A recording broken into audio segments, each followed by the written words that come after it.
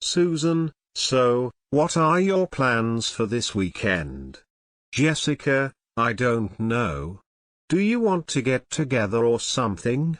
Lisa, how about going to see a movie? Cinemax 26 on Carson Boulevard is showing Enchanted. Susan, that sounds like a good idea. Maybe we should go out to eat beforehand. Lisa, it is fine with me. Where do you want to meet? Jessica, let's meet at Summer Pizza House. I have not gone there for a long time.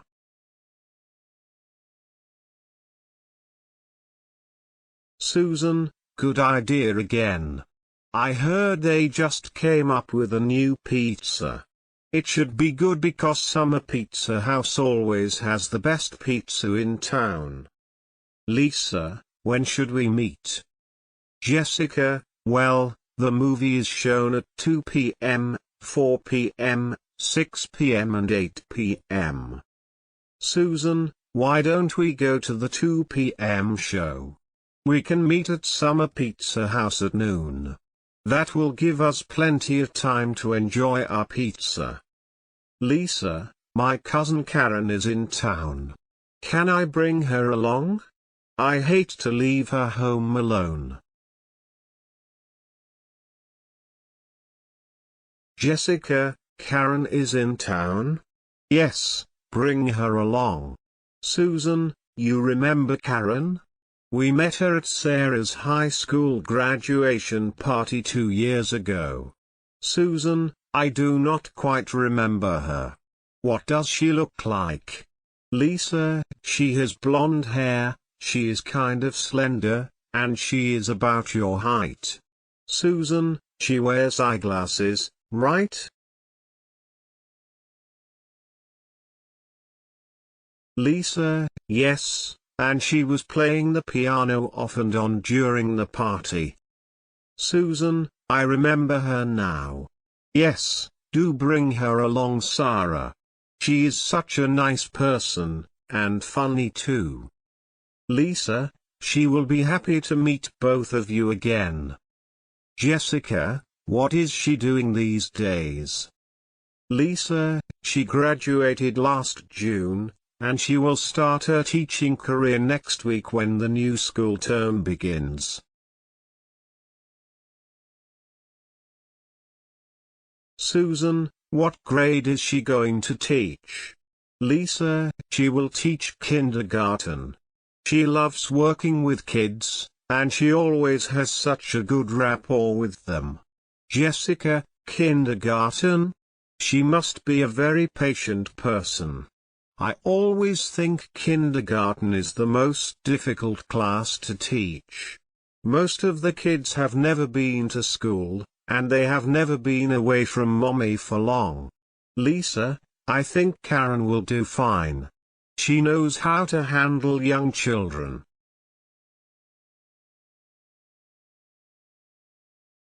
Susan, I think the first few weeks will be tough.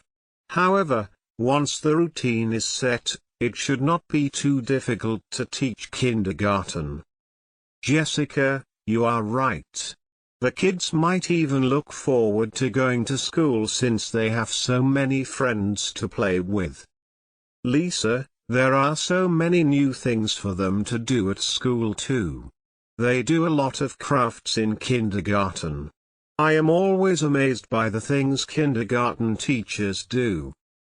Susan, yes, I have seen my niece come home with so many neat stuff.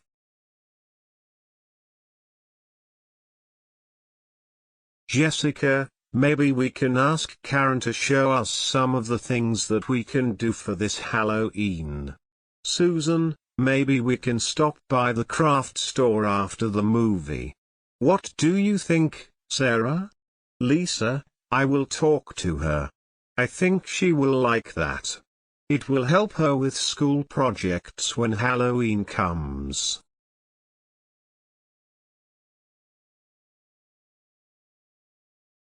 Jessica, Michael's is a good store for crafts. It always carries a variety of things, and you can find almost anything there. Susan, there's a Michael's store not far away from Cinemax 26. I believe it is just around the corner, on Pioneer Avenue. We can even walk over there. Lisa, so, we plan to meet for pizza at noon, go to the movies at 2, and shop at Michael's afterward. Right? Susan and Jessica, yes.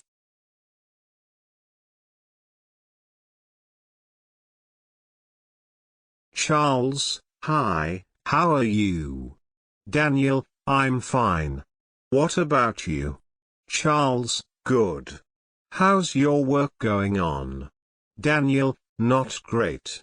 Charles, why? What happened? Daniel, I can't cope up with my manager. He was fine to begin with, but not anymore. But that's not the only reason. Charles, then?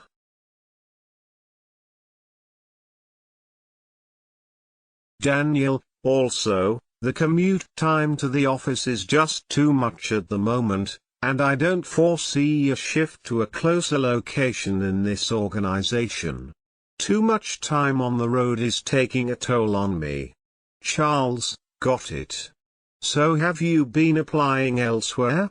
Daniel, I am, but the route of sending resumes and cover letters has so far not yielded much. It seems as if they're disappearing into a black hole, with little to no response coming. Do you know persons in the industry who can help me land interviews? Charles, sending resumes cold doesn't work well. Offhand, I don't recall a contact in your industry, but let me try through people I know. I'll let you know. Daniel, thanks. Conversation on exam preparation scenario I, pre-exam phase. Charles, how is your preparation for the exam going on? Daniel, not too bad, overall. I'm worried about English and chemistry, though. How is yours going on? Charles, mine is alright. I'm also finding chemistry to be a bit challenging because of its vast syllabus and too much memorization in organic chemistry. Daniel, organic chemistry has been a problem for me too. Can we study chemistry together, at least the organic part? Charles, sure. I think it's a good idea. Can you help me with English though? Daniel, yes, I can. Where exactly in English you're facing problem? Charles, thanks. Prepositions and reading comprehension are the main problem areas for me.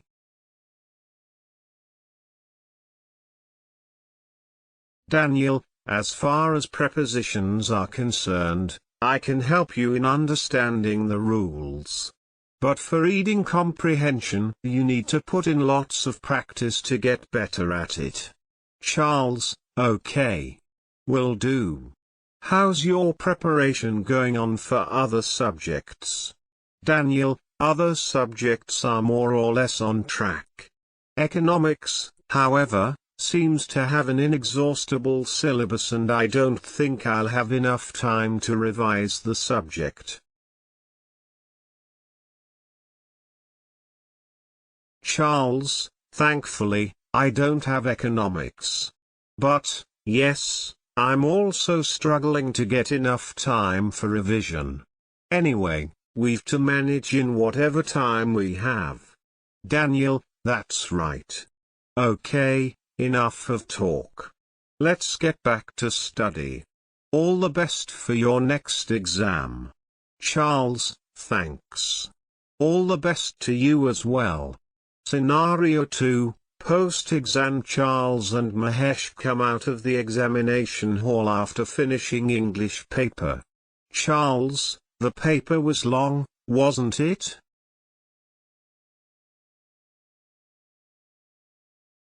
Daniel, yes, unusually long. For sure, we won't see as many 95+ marks in English this year. Charles, how did you do? Daniel, so. I wish I had timed myself better. In the end, I left questions worth 10 marks unattempted. How about you? Charles, I started off well. I was in fact ahead of time as long as I was on grammar and letter writing, but this year's reading comprehension passages were just too tough for me, and it completely derailed my time management.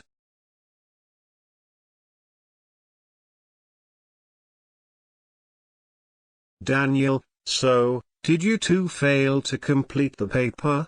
Charles, I did somehow manage to complete, but in the last 20-odd minutes I had to hurry so much that I guess I made quite a few mistakes.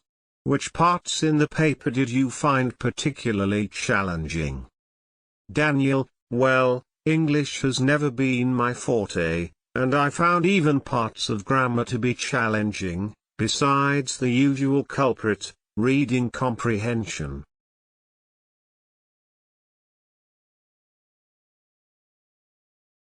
Charles, sighs, well, can't do much now. Let's hope for the best and get ready for the next one, chemistry. Daniel, you're right. Let's get back to studies. Few more hard days to go.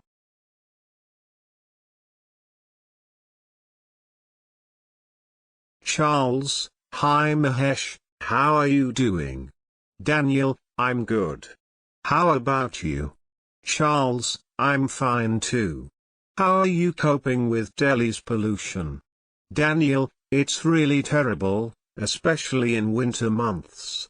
I recently bought a pollution mask to mitigate the effect of pollution, but you can't wear it all the time. But what to do at home?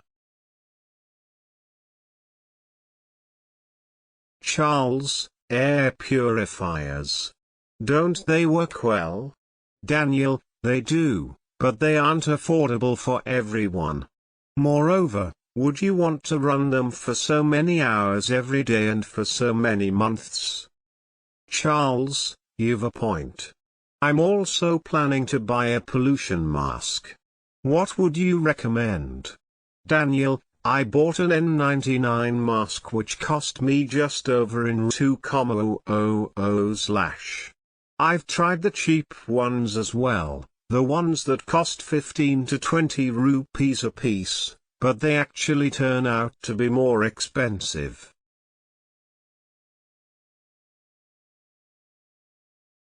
Charles, more expensive? How? Daniel, the cheap ones can at best be used 2 to 3 times. Whereas, the one I'm using can be used for few hundred hours. So the cost of cheap ones add up fast. But more importantly, the cheap ones aren't as effective as the N99 I'm using in filtering the pollutants. That's critical, right? What's the point of using a mask if it's not filtering the harmful pollutants? Charles, agree. Anything else on pollution masks?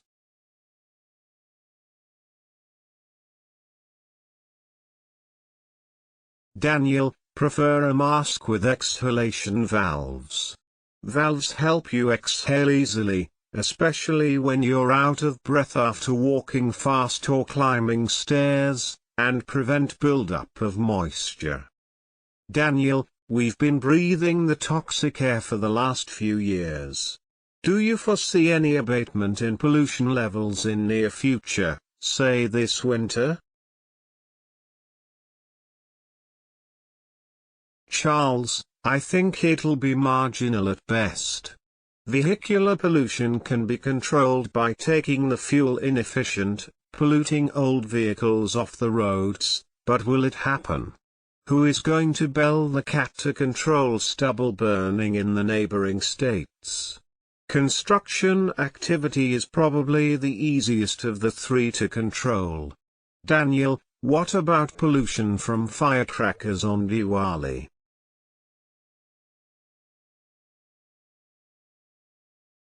Charles, There have been some restrictions on use of firecrackers, at least in Delhi, but implementation is not easy.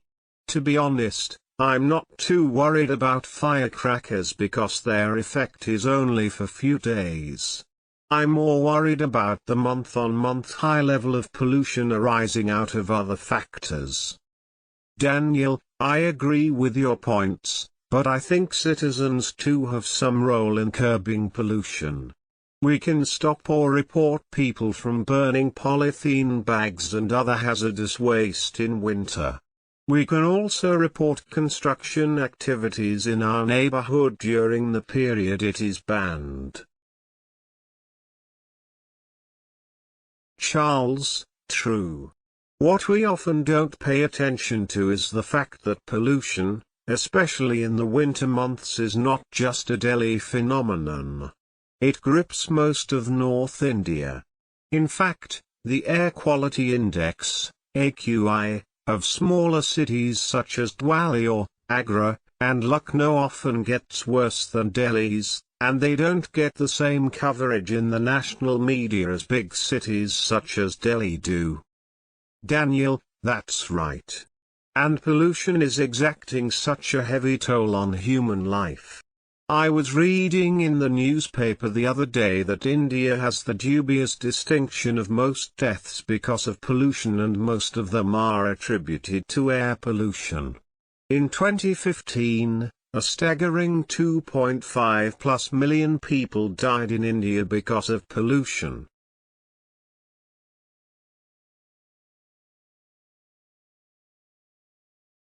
Charles, I too recall reading in the newspaper that the AQI in New Delhi entered the satisfactory zone for the first time in several months during the rainy season. Things have come to such a pass that we heave a sigh of relief when the AQI moves from very poor to poor category.